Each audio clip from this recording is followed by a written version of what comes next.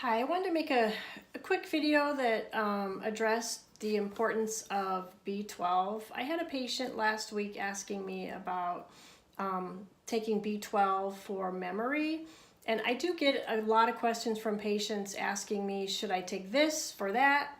And that's really a tough question to answer because it's not necessarily that one particular mineral or vitamin or nutrient is good for one particular thing.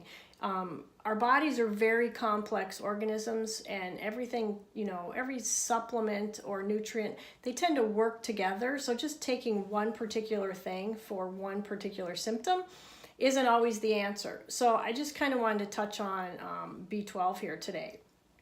So B12 is really important in a lot of different body functions, and I just listed a few here. There's many, many more. But the first one I listed has to do with anemia prevention.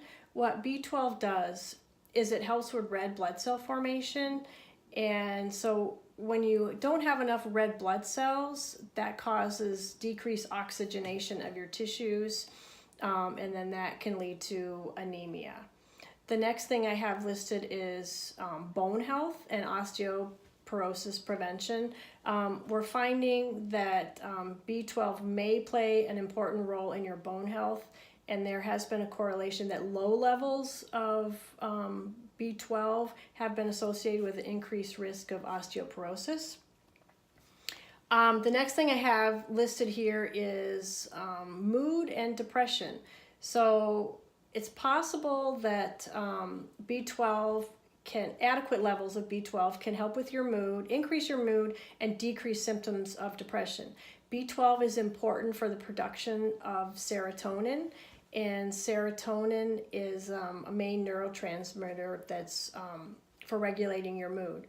So if you have adequate B12 absorption, that can help improve mood and decrease symptoms of depression.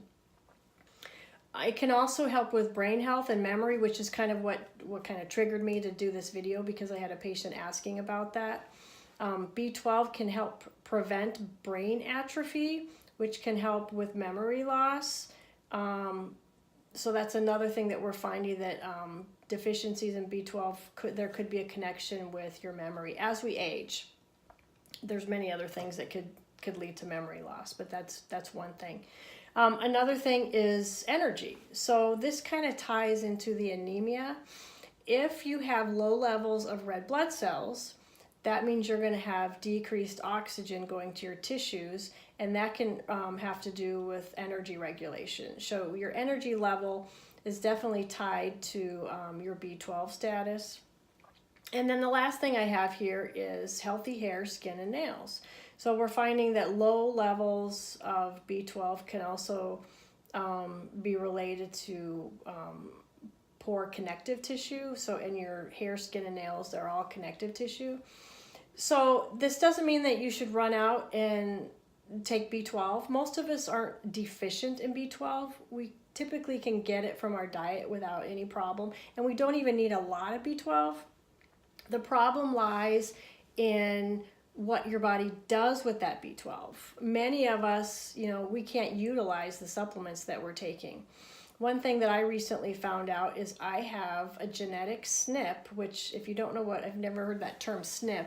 A SNP is essentially a glitch or a variation in a gene and how the gene is expressed. And there is a gene that in your digestive tract secretes an enzyme that has to do with helping the absorption and utilization of B12.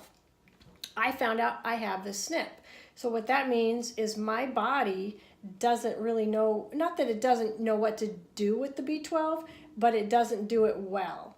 So that means this gene needs some help. And there are different supplements out there that can help the gene, which in turn helps your body utilize the B12. And I definitely noticed since I found this out and I started taking my specific supplements based on my DA, my energy level has improved, and my hair and my nails are growing like crazy.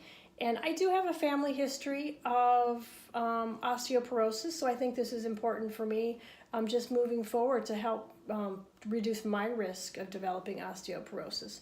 So I think the first step is, finding out, do you even need to take extra B12?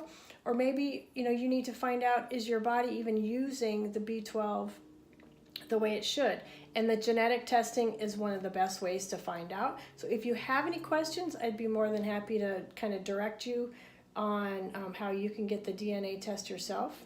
And if you have any other questions about any other supplements or nutrients, I'd be more than happy to maybe make another video in the future, because I know if you have a question, I know there's probably a lot of other people with the same question. So feel free to share this video with your friends and show me some love at the bottom, and give me some likes, and have a great day.